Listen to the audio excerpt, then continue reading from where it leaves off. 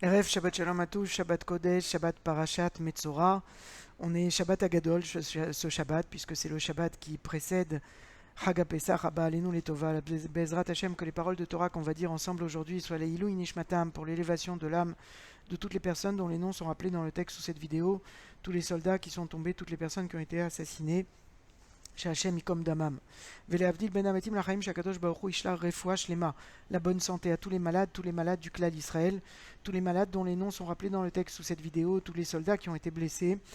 On souhaite à tous une Achlama Meira, un prompt rétablissement. Et bien sûr que le Srout, le mérite de ce limoud, de notre filote, de toutes nos mitzvot, il soit pour la Hatzlacha et la protection de tout le Ham Israël, de nos soldats et le retour rapide de tous les otages. Alors, avec votre permission, je voudrais partager avec vous un limoud que j'ai vu cette semaine dans une dracha du Rav Reuven Sasson Shlita, mais aussi il y a quelques rajouts du Rav Yosef, Rabbi Yaakov Yosef HaKohen de Yerushalayim. Et à droite à gauche, quelques petites choses qui, Akadosh Baruch Hu m'a permis de reconnecter les unes avec les autres. La fête de Pessah, quand on va commencer à lire la Haggadah, on sait que la fête de Pessah, c'est ce qu'on appelle Chag HaEmuna. C'est une fête de Emuna. Et quand on regarde la Haggadah et comment le Baal la Haggadah a été composée, eh bien on voit que la Haggadah elle est mise sous le signe du questionnement. Puisque dès le départ de la Haggadah, on commence en disant Manishtana Alayla Hazeh, et on commence à poser 4 questions.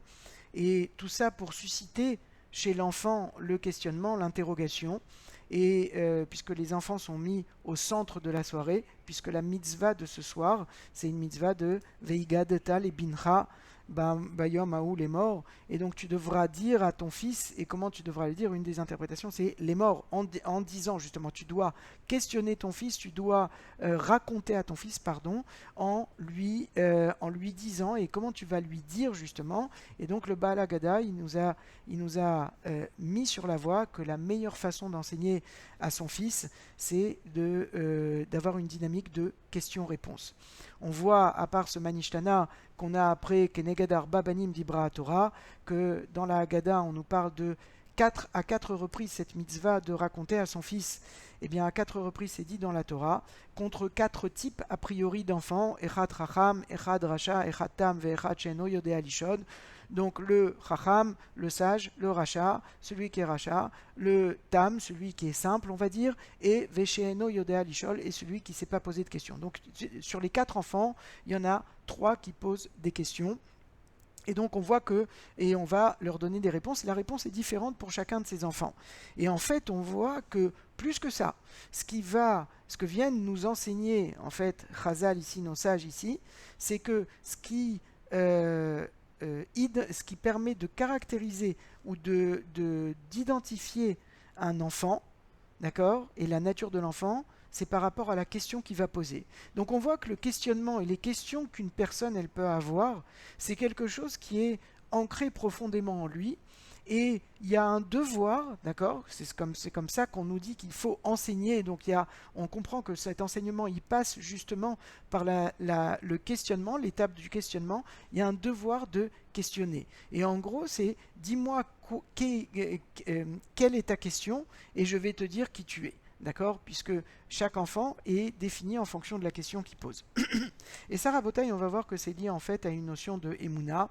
Et avant de commencer ce limoud ensemble, je pense qu'on ne peut pas ne pas s'arrêter 2 minutes sur ce qui s'est passé il y a quelques jours de ça, Motsai Shabbat dernier, quand l'Iran a lancé une attaque directe sur Médinat Israël en lançant plus de 350 missiles de différentes sortes sur Eretz Israël.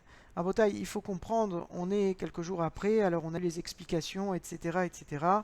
Les rabbinim, et même sans être rave, je pense que c'est pas difficile de voir ici le miracle et la bonté qu'Akadosh Baruch Hu dont Kadosh Baruch Hu a fait preuve pour le Ham Israël.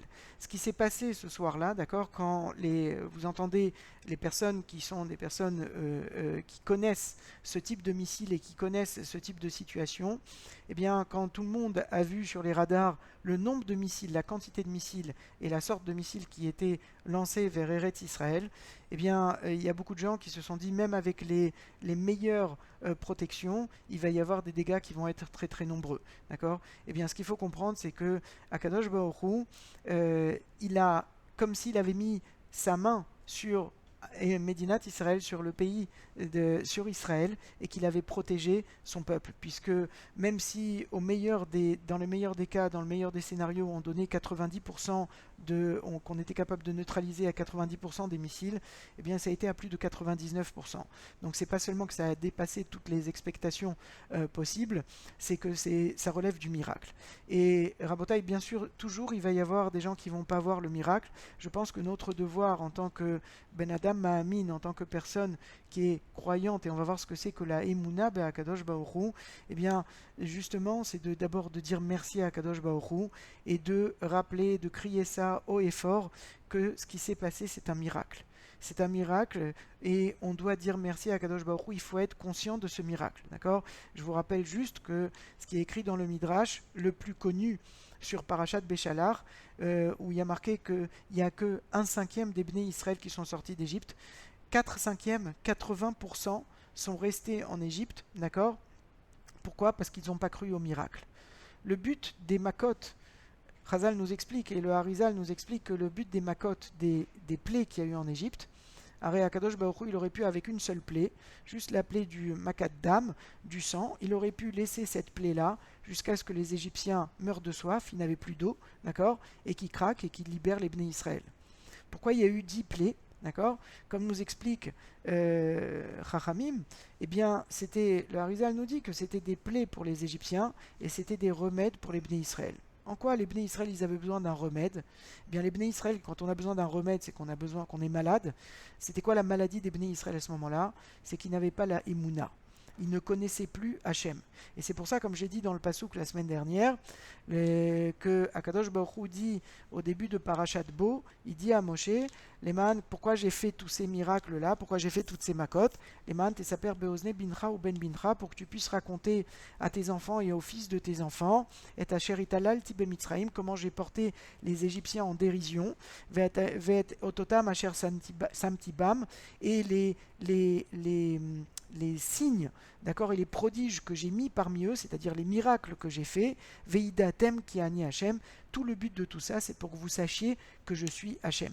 Comme on le dit souvent dans ces cours-là, mais c'est pas de trop de le rappeler, quand on dit et Da'at Hachem, Veidatem qui est Ani Hachem dans la Torah, d'accord, c'est pas juste une notion de connaître qui est Hachem, mais c'est de connaître au sens de faire fusion, Chibour, Adam, Yada et Rava, Adam a connu Rava, c'est-à-dire qu'ils n'ont fait qu'un, d'accord. Donc quand on dit qu'on connaît Hachem, c'est que nous et Akadosh Baruch Hu on fait un.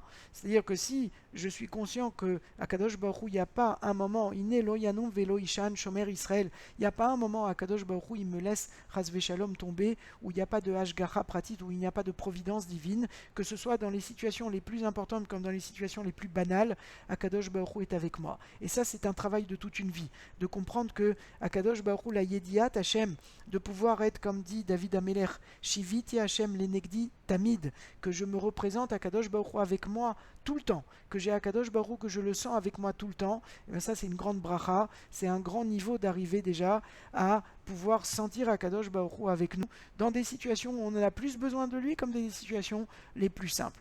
Et bien ça les Bnei Israël ils étaient malades dans le ssens où ils n'avaient plus ce Yediat Hachem. Ça faisait 210 ans qu'ils étaient en Égypte, 210 ans qu'ils étaient assimilés du Prina, d'un niveau de Goy Mikerev Goy, que c'était une nation qui était assimilée à une autre nation. Comme nous dit la Gemara, pour sortir les Bnei Israël d'Égypte, eh bien Akadosh Baruch Hu, c'est comme il avait dû extirper un fœtus de la matrice de sa mère. D'accord? Donc c'est comprendre combien la matrice c'est l'Égypte. C'est-à-dire que les Bnei Israël, ils sont nés, le Ham Israël, il est né dans une matrice, d'accord? Dans quoi il est né le Ham Israël, il est né en Égypte. Il faut comprendre ça. C'est-à-dire, c'est de la galoute la plus profonde, d'accord, de la détresse la plus profonde. Et je fais un parallèle avec ce qui nous arrive en ce moment, d'accord. C'est des niveaux les plus bas a priori que le Ham Israël, qu'il y a une Géoula, que de là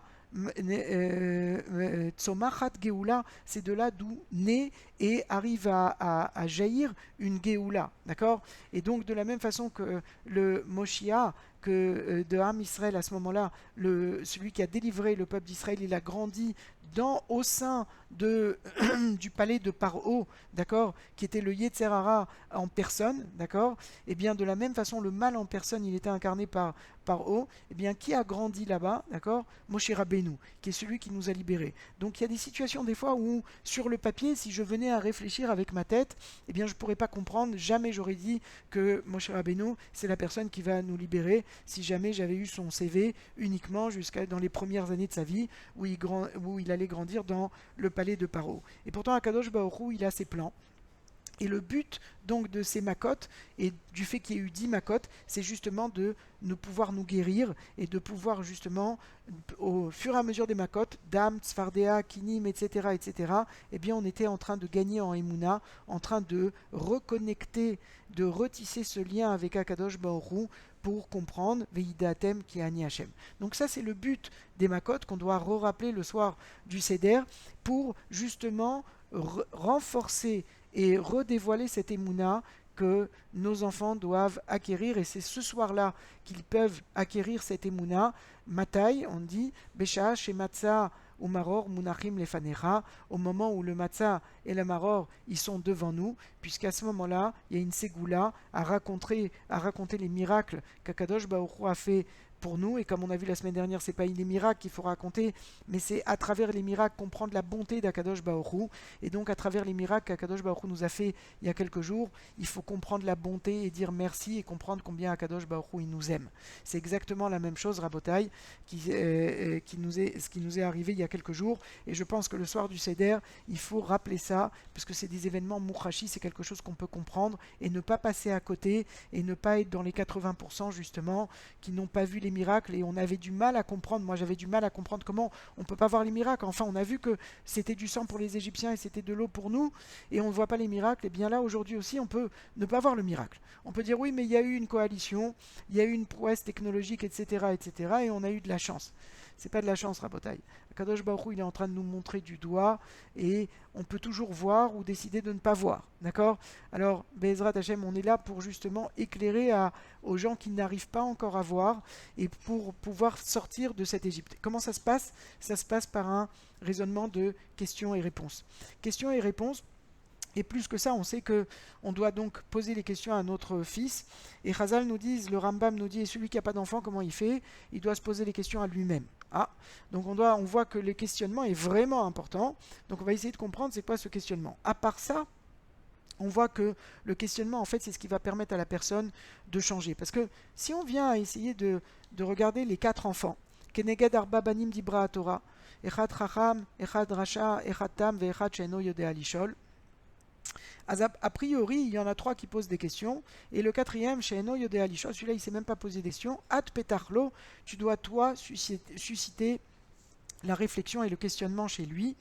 Et si je viens à demander à des parents ou à un éducateur, c'est qui l'enfant le plus facile à gérer, on aurait tendance à dire, eh bien, c'est l'enfant qui pose pas de questions. Comme ça, je vais pouvoir lui enseigner ce que j'ai moi enseigné et ma vision des choses, et il va accepter ma vision des choses comme ça. Chazal nous dit c'est tout l'inverse. L'enfant qui ne se pose pas de questions, c'est le plus problématique des enfants. C'est-à-dire que même celui-là, at petachlo, tu dois susciter chez lui le questionnement. C'est-à-dire qu'on voit que le questionnement est quelque chose de très très important qui doit nous amener des questions, d'accord, du fait de ce processus de pouvoir se poser des questions, eh bien ça va m'amener à quoi? Au bout de la Haggadah, à nous dire à renforcer la Emouna qui est en nous. A priori, j'aurais tendance à dire, mais au contraire, plus je vais me poser des questions, plus je vais être dans le questionnement, plus je vais être fragile par rapport à ma Emouna. On va voir ce que ça veut dire. On va essayer de comprendre pourquoi justement de poser les questions. Et une question, quand on arrive à la formuler déjà, eh bien on est en train de répondre et de libérer en nous une partie de nous qui était en galoute, qui était justement dans ce galoute Mitzraïm, qui était dans le Meitzar, dans cette étroitesse. Et le fait de poser la question, ce processus de poser la question, ça me permet de libérer en moi quelque chose qui jusque-là était coincé. D'accord. Et ce que nous dit Srazal, c'est que quand on dit, comme on a dit, Manishtana ala elazé, qu'est-ce qui a changé ce soir-là? D'accord. Eh bien, à part le pshat de Manishtana, Srazal nous dit qu'il y a une insinuation là-dedans. Ma, ça s'écrit Mem He. Mem He en valeur numérique, en Gematria, c'est le Mem c'est 40 et le He c'est 5, donc ça fait 45. C'est la même Gematria, la même valeur numérique que Adam.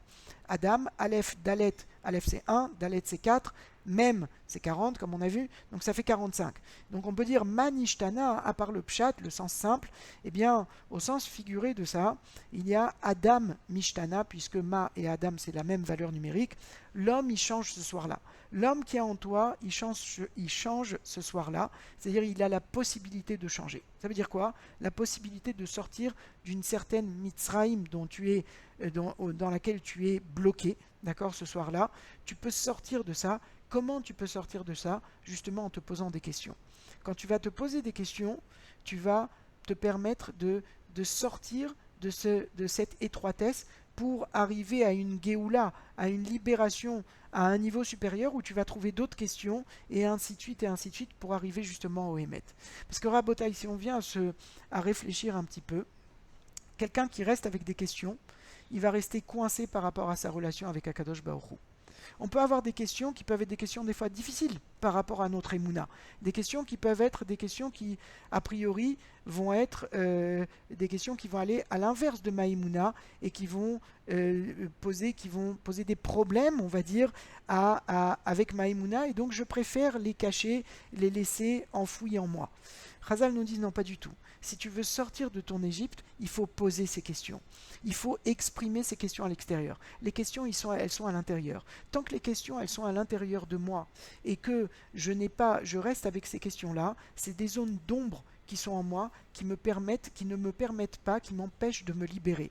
Le fait d'exprimer mes questions, et on va voir, même si je n'ai pas de réponse tout de suite à toutes mes questions, mais le fait de les exprimer, c'est un certain courage que j'ai eu d'aller chercher c'est quoi les questions que j'ai aujourd'hui, c'est quoi les choses qui sont claires en moi par rapport à ma relation avec Akadosh Baruch Hu et par rapport à ce qui nous arrive. Et il y a plein de choses interpellantes qui sont en train de nous arriver à Botaï. On est en train de vivre une période qui est une période très très très très spéciale et qui, on mérite d'Archéni, qui nous demande de nous poser ces questions, qui suscite justement la réflexion chez nous.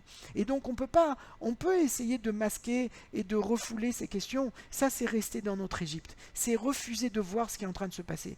Quand je vois ce qui est en train de se passer, je ne peux pas dire ah bah c'est la science et tout ça. Je dois être interpellé par ce qui se passe. Je dois me remettre moi-même en question. Je dois justement arrêter d'essayer de tout raisonner ici et de dire bon je comprends ce que je comprends.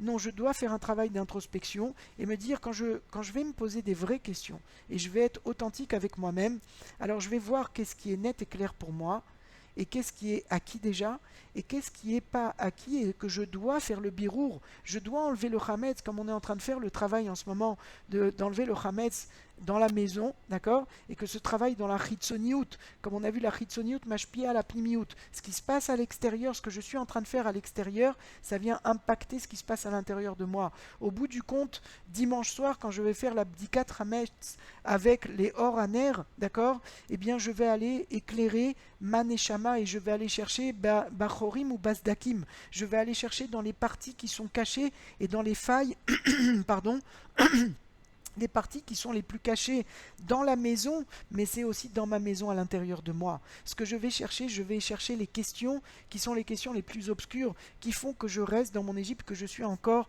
cloué, que ma Emouna, elle est comme si elle était emprisonnée. D'accord? Le fait de poser les questions, ça me permet d'aller chercher, de puiser en moi ce qui n'est pas clair, et au moins je mets ça sur le tapis, je mets ça devant moi, et je me pose les questions. Et maintenant je sais ce qui n'est pas clair, et le but c'est de répondre. Alors je ne vais pas avoir la réponse à tout, Rabotai. Mais quand, vous savez quoi, comme le Rav Reuven Sasson, il nous dit que le fait sur certains points, de pouvoir aller, sur certains points de tes questions, de pouvoir aller chercher les réponses, Parce qu'il ne suffit pas de se poser la question. Il faut se poser la question et se dire, je veux trouver la réponse. Et même si je n'ai pas la réponse aujourd'hui, je note mes questions et je vais voir qu'au fur et à mesure où je vais grandir, d'accord, dans ma connaissance avec Akadosh Baruch Hu, eh bien c'est comme un puzzle, où les pièces du puzzle, elles vont se mettre en place doucement, doucement, et je vais commencer à comprendre des choses que je ne comprenais pas, et paf, je vais pouvoir répondre à une question que je m'étais posée il y a 2 ans, à laquelle je n'avais pas de réponse. Vous savez pourquoi je peux vivre avec des questions? Quand j'ai commencé à toucher, le Rav nous dit que quand on a commencé à toucher à la Emouna, comme il nous dit, je vous lis ce qu'il a écrit, il nous dit, le Rav Reuven Sasson, il nous dit, Zot yesh ladaat, chez Misha, chez Adam roe et à Emet vers Yosher beofen klali.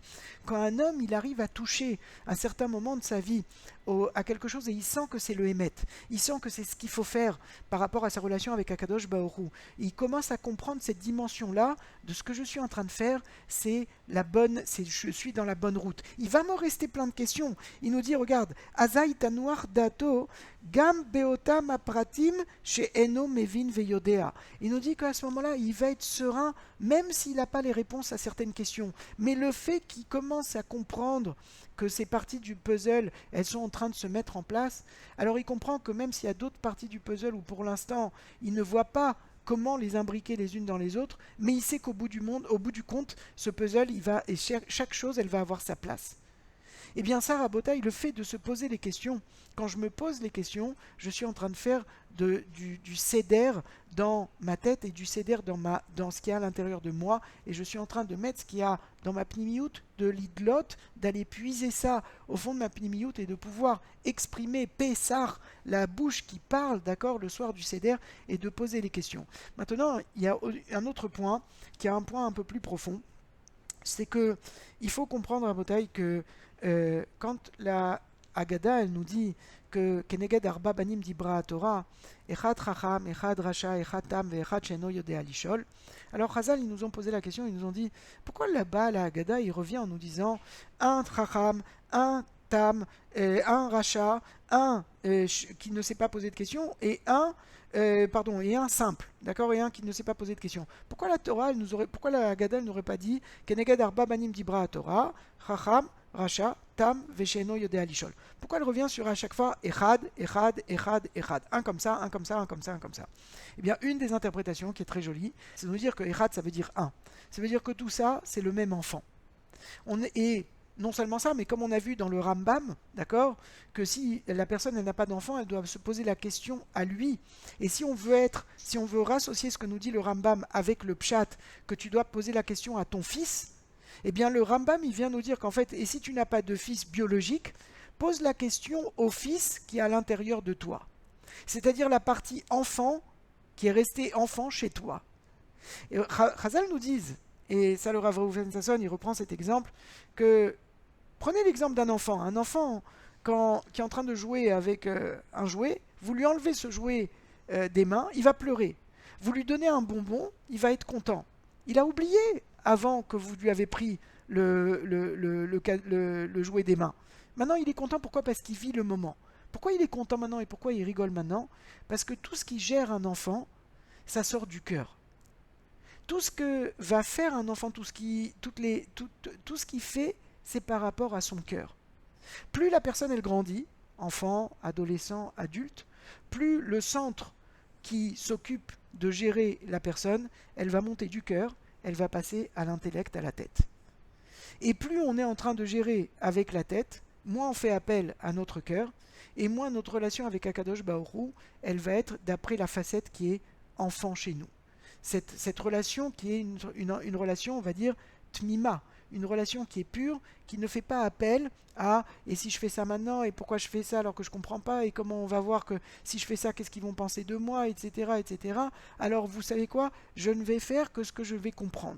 Et donc à ce moment-là, j'ai un filtre qui me fait faire à moi, et on sait que ce qu'on est en train de faire, c'est uniquement ce qui va agir en nous, et ce qui va façonner notre personne. Alors si tout est géré par un filtre qui s'appelle l'intellect, eh bien à ce moment-là, il y a énormément de choses qui partent, non seulement énormément de choses, mais tout ce qui est divin, comme nous dit le Patach Eliyahu, En ha-marshava tfisa barklal, que la marshava, la pensée divine, on peut pas la pensée humaine, elle ne peut pas avoir de achisa, elle ne peut pas comprendre ce que veut Akadosh Baruch Hu.